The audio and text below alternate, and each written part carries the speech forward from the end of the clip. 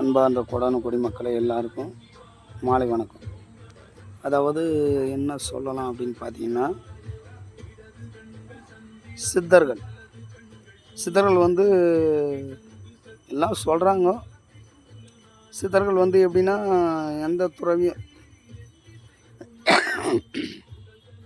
மனைவி புள்ள குட்டி எதுவுமே இல்லாத போனாங்கன்னு சித்தர் சொல்கிறாங்க.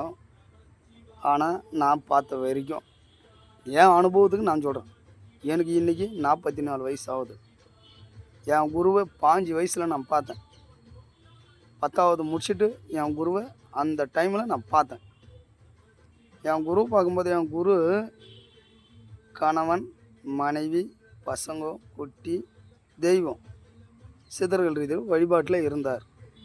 இதை நான் நேராக பார்த்தவன். 2002 அவர் ஜீவ சமாதி ஆனார், நான் பார்த்த வரைக்கும். அப்போ சித்தர்கள்லாம் வந்து சொல்கிற மாதிரி சித்தர்கள் எல்லாமே இதெல்லாம் அனுபவிச்சுட்டு தான் போயிருக்கிறாங்க. நான் அதை தப்புன்னு சொல்ல வரல. அதே போல் நார்மல் மனுஷனுக்கும் ஒரு வார்த்தை சொல்கிறேன். அல்லாஹ் கூறாரு பாருங்க, சொல்கிறேன் பாருங்க.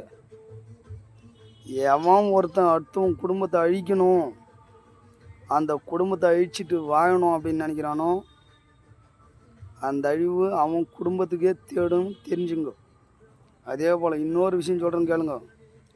குரு அப்படின்னு ஏற்றுக்குன்னா அந்த குருவுக்கு உண்மையாக இருக்கணும், பொய்யா இருக்கக்கூடாது. உள்ள ஒன்று வெளியே ஒன்று வச்சுன்னு இருந்துன்னா சிவன் சாபம், கொலை நாசம்னு சொல்லுவாங்க.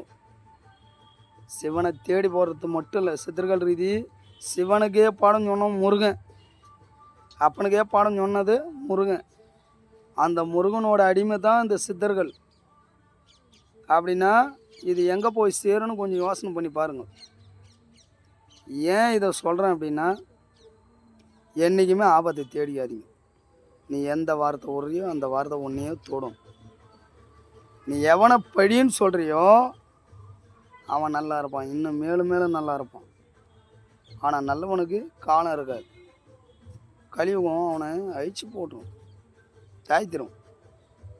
நான் என்ன சொல்கிறேன்னா, ஜனத்துக்கு ஏற்ற மாதிரி நீங்கள் மாறிங்கோ.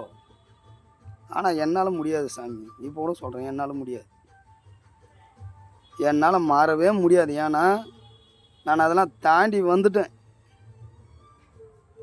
புத்தஞ்சொல்ல கோடி பேர் வருவான், ஆனால் உண்மையை சொல்ல ஒருத்தன் கூட வரமாட்டான். அதே நிலமை தான் நானும் அனுபவித்தேன். நீங்களும் கொஞ்சம் யோசனை பண்ணி எனக்கு கமெண்ட்டில் சொல்லுங்கள். நல்லதுக்கு மட்டும் என்கிட்ட கேளுங்க. ஓம் நமோ நம சிவாய, ஓம் நமோ காலபைரவாய நம நமக, ஓம் நமோ கோரக சித்தராய நம நமக, ஓம் நமோ குலமுனி குருதேவாய நம நமக, ஓம் காலபைரவாய நம நமக, ஓம் மகாகாளிகாய நமோ நமக. இன்னைக்கு பங்குனி உத்திரம், பங்குனி உத்திரம் பௌர்ணமி 2 ஒன்றாக்குது. போயிட்டு உங்கள் குல தெய்வத்துக்கு பூஜை பண்ணுங்க, முருகருக்கு பூஜை பண்ணுங்க. நல்லதே நடக்கும். உத்தரத்துக்கு மனசளவில் நல்லதே நினைங்க. ஓம் நமோ நம சிவாய்.